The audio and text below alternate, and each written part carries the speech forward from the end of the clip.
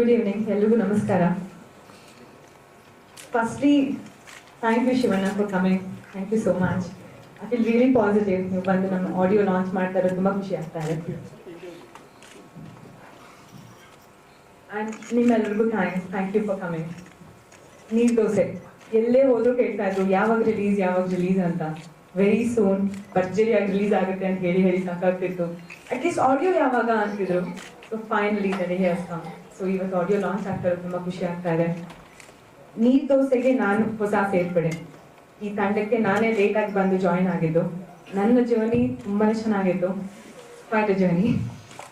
First sir ನನಗೆ script ಹೇಳಿ characterization ನನಗೆ ಎಕ್ಸ್ಪ್ಲೇನ್ ಮಾಡಿದಾಗ ತುಂಬ ಥ್ರಿಲ್ ಆಗಿದ್ದೆ, ಆಲ್ಸೋ ನರ್ವಸ್ ಆಗಿದೆ. ಬಿಕಾಸ್ ತುಂಬಾ ಚಾಲೆಂಜಸ್ ಇತ್ತು ನನಗೆ.